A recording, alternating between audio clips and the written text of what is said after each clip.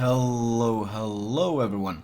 Today I will be featuring the Sovetsky Soyuz. Now this is a ship I have already featured and it hasn't actually changed since my last commentary. This game I'm not going to be focusing on the stats of the ship but more on how to actually play this ship, because this is a very much typical high tier Soviet battleship and the playstyle that you use or that it encourages is quite interesting. Now, the ship is actually slated to get some buffs. I don't really fully agree with it, but they're going to be buffing it. The armor of the deck and the armor belt above the casemate is going to be increased from 40mm to 60mm. The torpedo belt is going to be buffed from 21 to 35. The Buffalo is actually pushing into this cap, so I'm going to be charging around this island and see if I can maybe lob some shells over the island and catch this cruiser off guard as he tries to push in, because he's very tunnel visioned on chasing down my Fletcher and I want to give him some supportive fire. Anyway, so not only are they buffing the armor and the torpedo protection, they are also increasing the health of the turrets. The turrets used to only have 20k health, they're buffing it to 40k health, so they're basically doubling the turret the hit pool. So it's going to be significantly tankier. They're also going to be changing the armor penetration values. The idea is that they say that the new penetration values will increase the combat efficiency at close and medium distances, but lower at long ranges by reducing long-range AP pen. Apparently it will also reduce the amount of over penetrations you get with these guns. That remains to be seen. Dispersion at slightly longer ranges in classic Soviet style, very questionable. I've quite enjoyed the ship. I've enjoyed the ship a lot. I've been playing the Georgia, which I think is pretty terrible, and then I've been playing the Sovetsky Soyuz at tier 9, and I think the ship has been very strong. So I am a bit surprised by these changes. Now I'm very angled. I'm angling against the incoming potential AP because of course these ships have a very large citadel, and I'm trying to provide a crossfire against any ships that are trying to push into this cap. Catch the Buffalo, 5 overpens, a bit of a shame there, but still a citadel, and it makes him hesitant about chasing down my Fletcher and getting too much damage in. In fact, he's turning out and trying to disengage. I'm surprised my Fletcher is so keen on the cap, because we don't really need this cap.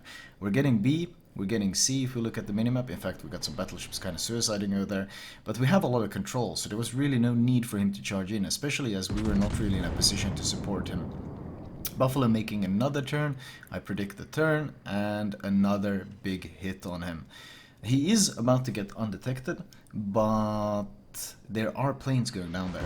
You see the Saipan torpedo planes that are going straight towards him, so I actually want to keep my guns pointed in the general direction because he might get spotted any second, and there he is. One of the great strengths of the Sovetsky Soyuz is of course the very fast turret traverse, and you want to use it to quickly be able to adjust between different targets. The torps will force him to turn. Are they going to hit, or will he dodge them? Looks like it dodges all the torps, and the carrier torps are very questionable. I do overmatch Buffalo armor though. Buffalo armor is 27mm, so just like the Iowa and many other tier 9 battleships, you overmatch the armor that he has. He's moving a bit slower than I expected, so the damage isn't actually that good. He's still remaining spotted for a while, so I'm moving closer to the island to make sure they can't get some nasty hits on me from there, as there's a Fletcher there who might be torping me as well, and I'm trying to see if I could get some hits in. He gets undetected, but I predict that because there's an island nearby, he will want to turn into cover behind the island to disengage. So I blind fire in the general direction of the island where I expect him to go, and the prediction is actually perfect. Not quite enough to get the kill, but considering the dispersion of the blind fire, a 10k volley on the Buffalo pretty much puts him out of commission. At this point though, I realize I need to go reinforce the other flank. This side seems to be in fairly good control. We got a Seattle and the carrier is focusing on this flank, and I've already forced the Buffalo away, so they shouldn't really be able to get too much done here. I'm gonna be pouring damage in on this Bismarck that's full broadside, because that's really the biggest issue for my cruisers, but once the Bismarck is dealt with, there should really be nothing stopping my Seattle from just bullying the Fletcher away from the cap and just securing it for our team. So I'm trying to get as much damage in on this guy as I can, but in general I want to move towards our other side because, well, the ships that kind of rushed into sea, they've gotten killed, and this is going to become an issue real fast. Now, another thing worth noting is that the cyclone just kicked in. It says the cyclone has begun. Now, actually it usually takes about a minute for it to really kick in. So at this point it's worth noting that the cyclone began at around 12 minutes. Now you might not think that it's very important, but these are the kind of things you want to pay attention to when you are playing the game, because this will usually give you an indication of when the cyclone will be ending as well. So in this case, we know that the cyclone began at roughly 12 minutes is when the vision will start disappearing, or the rendering range will start lowering. Saipan finishes off a target. I know we'll start losing vision soon, but I want to push in and see if maybe I can get something done on this sea cap. The Bismarck burns to death. So the Seattle should have no issues pushing into A. He actually uses his radar now, which is a bit questionable, but even with just Hydro, he should be able to bully him out and get the cap without any real issues. The problem here is my Nagata and Bismarck are kind of being bullied away, so we're gonna see what we can get done on the sea flank. In general, you want to utilize ships that have a fair bit of speed, like the Sovetsky Soyuz. You want to utilize them to position where you are needed the most. I haven't really taken much damage, but then again, in general, I've been positioning, I think, fairly well. Basically, I've been trying to cover the weaknesses of my team, where my team has needed me the most. In the beginning, they needed me at A because we had no battleships, everyone else had bailed or not been interested, and now my battleships are fleeing from the seaside, so I'm moving here instead to support them. Akatsuki launches some torps. He does get spotted though. I call target on him to make sure that my team is heavily focusing him. Trying to get some big hits on the Monarch, trying to make him disengage. We break 100k damage at this point. Akatsuki is spotted, and the Saipan actually finishes him off. So well done to the Saipan. Numbers, we have a bit of a number advantage. A is flipped, but once again, I don't expect that to last. We got a lot of ships heading that way. So the biggest weakness right now, if you look at the minimap, you can see we've got lots of cruisers, a DD, everything at A. The biggest weakness is going to be this C flank. So I'm going to take on the role of basically holding down this side of the map, because it's a common mistake that new players make, or even experienced players make, and that's that they abandon sides of the map. And when you abandon sides of the map, the enemy gets to sail into your spawn and they get to create crossfires, they get to get map control. So even if you can't get the cap, you still shouldn't completely abandon that flank. That's a common mistake. Now, the Monarch has been seen disengaging, and I know there's a Nueve de Julio that's pushing around the flank somewhere here. I am plane spotted, so he probably knows I'm here, but I still want to be able to see if I could maybe get the ambush on him, or just be able to kill him off if he's pushing this flank. Nueve de Julio isn't that fast of a ship. It's quite tanky, but it's not very fast for a cruiser, so if I do catch him, I can do a lot of damage. The Musashi is spotted by the carrier, moving into the sea cap. So that's something we're gonna have to watch out for in the future. And the Nueve de Julio actually tried to push around the island, and he's picking a fight with me. Now this is something you really don't want to be doing. Dispersion is pretty terrible, honestly. Even with the lock-on, there was no real lock-on bug or anything, just really bad dispersion. The back turret makes up for it though, and I get a good Citadel chunk in on him. The Nueve de Julio though is just like the Boise, is able to heal a significant amount of damage. The Shokaku kills off the Nagato, so at this point I'm completely alone on this flank. So basically I need to put some work in, so that this flank doesn't just completely collapse. Because many of my ships are completely out of position on A. Like, they're just lost on the A cap. A fairly unlucky volley, only 2 overpens, and the back turret also only an overpen, so it's gonna take us another volley before we can kill this guy. The carrier comes in for the drop, but I have plenty of heals left. I still try to turn to maybe mitigate it a bit, but I don't really have the time to turn into the torpedoes like you would normally do, because I can't let the Nueve de Julio outrun me, and I need to be able to angle and get ready for the Musashi, who will be pushing up towards us any second now. And to the right, just before the Musashi could basically ambush us and get our broadside, we will be able to fully angle towards him. Sovetsky Soyuz does not have that super tanky nose. The nose is actually 32 millimeters, but the frontal sides of the nose extending from the belt forward are actually quite tanky. So as long as you can make the Musashi not shoot the very tip of your nose, he will struggle to overmatch you. This guy, however, it looks like he's continually pushing straight forward. He shows no signs of slowing down, he shows no sign of stopping, and this makes me think he's actually going to go for the ram. And this is something you should always expect. Many new players, or many people who are insecure about their brawling, they tend to go for the easy answer, the ram. Now my rudder shift is 14.9, which isn't that special, but the Musashi rudder shift is almost 19 seconds. So my goal here is to be to throw him off a bit. I turn to the left, and we can see he instantly turns towards us as well. He wants to go for the ram. The carrier drops us, we use the damage con to get our rudder working if we need it. And at this point I turn hard right. Musashi panics, he does the exact same thing, and this is where I kind of juke him. I hit the brakes, which stops my ship, and I turn back to the left. The Musashi with his 19-second rudder shift is not capable of adjusting his course as quickly as I can, and I expose his frontal citadel weakness right underneath the front turret, and I show him what happens when you expose it to a battleship. We delete the Musashi, and we break 200k damage, and this is where something I mentioned earlier in this commentary becomes quite important. I mentioned that the cyclone started around 12 minutes. Well, we can see where the planes are coming from, and we can see where the planes are returning from. They're coming somewhere from down in this corner. And considering how much control they had over sea, I think the Shokaku actually pushed very aggressive. He saw his team pushing in, so he pushed up behind them, and he didn't expect all of them to get killed by me. And considering a cyclone can only last 5 to 7 minutes, and the cyclone roughly started at 12 minutes, I know it can't go on any further than 5 minutes left in the game, and it's 6 minutes now. So within the next minute the cyclone will start dissipating, and if the Shokaku is caught on this flank, I will be able to get vision of him. So at this point I'm just going full speed. My prediction of where the carrier is very accurate. I pop my fighter plane. At this point what I want to do is avoid getting reset. At this point I'm willing to turn in, because I don't want to get reset. I want to secure this cap for our team, because my team has actually been dying quite heavily. We're losing 2 of the caps, we're down to 3 ships, we are in trouble. I pop my fighter plane before it comes in though, and the fighter plane shoots him down, and as I mentioned, the cyclone at 5 minutes about 40 seconds, the cyclone starts dissipating. And lo and behold, right in front of us is the Shokaku within vision range.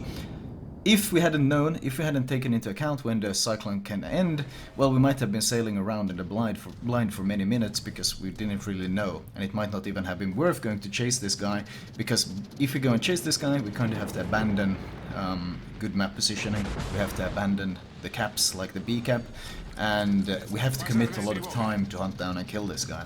So that's why it's important to pay attention to the small details, because they are what allow you to make informed decisions. Instead of guessing, oh, the cyclone might end, the cyclone could have ended, I knew for a fact that the cyclone couldn't have lasted any longer than it actually did. Well, it could have lasted, I think, like 40 seconds longer potentially, but it gives you an indication of what decision you want to make, what kind of informed decision you want to make.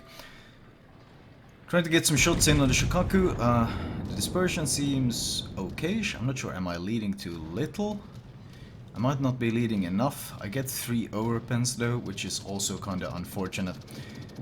The carrier is dropping me a lot of fighters to support me, which is of course the sign of a good carrier, because it helps me out a lot, because it makes it a lot harder for him to commit every time he gets caught by one of the fighters. If he doesn't know the trick of despawning them, he will be losing a lot of planes. Even if he does despawn them, it still costs him time and messes with his strikes.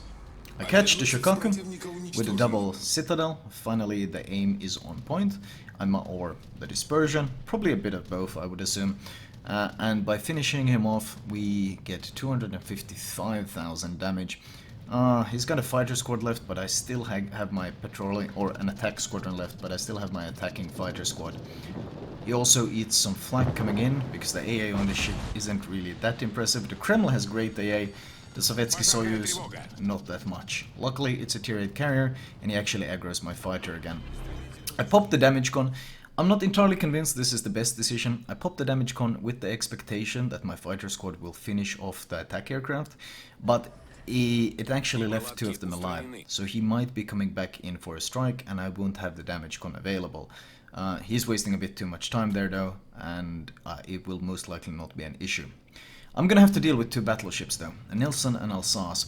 Now what I want to do is I actually want to play very aggressive, because if I allow them to bully me, they will be able to fight me 2 versus 1, but the Nelson is actually in a position behind the island, whereas the Alsace is in the open. So by playing very aggressive here, I'm able to catch the Alsace in the open while the Nelson is still behind the island. So instead of being forced to fight 2 versus 1, I can make this fight into a series of 1 versus 1s, which is obviously exactly what you want to do when you're fighting multiple targets or multiple enemies. Make it a series of 1 versus 1s where you have the opportunity to outplay them. I catch Alsace with a Citadel. He doesn't respect my he doesn't respect my damage enough. He gives me too much broadside. I aim fairly high though to make sure that I hit the upper part of his belt and the superstructure. So even if he angles, the damage would still be decent. And I finish off the Alsace. Now, if I could get achievements, of course, I would already have a fair amount, including the Kraken, because that was my 5th kill. Next on the line we have the Nelson. Now the Nelson has a super heal. It's quite tanky, but it has a series of weaknesses. Namely, the bow is 25mm, which means just like with some of the cruisers I mentioned, you can overmatch it with the Sovetsky Soyuz guns. And I still have a good 1 minute 30 seconds remaining, so I want to of course break 300k, because doing a 300k game is always a bit special and always quite satisfying. I popped my last heal just in case. I didn't want to use it until now because I wanted to benefit from adrenaline rush, giving me faster reload on my guns. As soon as you heal it up, you lose a couple of percentage or parts of a percentage on the reload. I aim for his broadside, but he actually turns in, he angles, and it hits his belt, his armored belt, which can tank these shells. This is not a problem though. I had to tried to go for the opportunity that maybe he was potato enough to give me full broadside, but he was smart enough to angle in. Still, the weakness is still there, and the closer I get, the easier of a time I will have to hit it. And at this close range, I'm able to put my crosshair right in front of the nose, overmatch the nose, punch straight through, and get a double Citadel on him. At this point, he pops his heal in reaction. He probably wasn't expecting quite that damage, and I will have time for only one more volley as the time is ticking down. So the plan is obviously to repeat what I just did, punch straight through his nose and get another set of Citadels and my 6th kill. Crosshair placement looks good. Dispersion decides nope. Shells actually land on both sides of my crosshair, and considering I was aiming exactly at the nose, it doesn't end up giving me the kill, and the time ends up running out. I turn in damage con, my last damage con, my final consumable that I had left, and the game does end. Importantly though, the game still ends in our victory, which is of course what we were going for here. 318,000 damage, 29 planes shot down, 5 ships killed, 13 citadels, 1 camp, 3 cap defenses. So a fair bit of action in this one, and of course a bit of a monster game. And a very satisfying one as well, because it was a very patient, calculated one. I actually liked my position. Looking back at the game later, I actually liked my position quite a lot. I always supported the weak flanks where I was needed with the battleship, and I chose the correct times to go for aggression, to push to hunt the Nueve, to push to brawl the Musashi, to hunt down the Shokaku as the cyclone ended, and then to push into the Alsace before the Nelson could reinforce him. So, and of course the safe play early on when there was no need for the aggression. So looking back at the game, one of the few games where I'm pretty happy with the positioning. Positioning is one of the hardest things in World of Warships. There will always be things you can improve, always things you can do better, but this one I think was a pretty good example of when and how and where to push, and when and how and where to play a bit safer as well. And how small details can matter, for example Cyclone. Team score, well, on a game like this, of course, the team score is going to be quite absurd. 3.5k base XP. Second highest was the Saipan, very deserving. He supported me a lot in the fight against the carrier, and he did hunt down and kill the DD. So, very deserving second place there. No achievements, of course. Would have probably gotten a fair few like Dreadnought, probably Fireproof, High Caliber, Confederate, Devastating Strike, Kraken. There was actually quite a lot of them. In fact, if you look at the detailed report, damage received 138,000. So yeah, that would have been pretty easily the Dreadnought at least. 1.5 million, 1.4 million potential, not really that much, could perhaps have been higher, but of course a lot of damage dealt, a lot of key targets killed, which is what we were going for here. Anyway, if you want to know more about the ship itself, I have already covered the Sovetsky Soyuz, and the ship is getting a series of buffs. As I mentioned, they're buffing armor, they're buffing torpedo belt, and they're buffing turret survival. I don't really feel like the ship really needed buffs. This game would probably kind of reinforce my argument. But, well, we'll see what it's like. I will, of course, cover the updated version as well. They're buffing a lot of them, including, like, Kreml and, I think, the Vladivostok. So I will be return and covering those later. Thank you guys for tuning in. Thank you guys for watching. And, as always, I hope you learned something out of this commentary. I will talk to you guys later.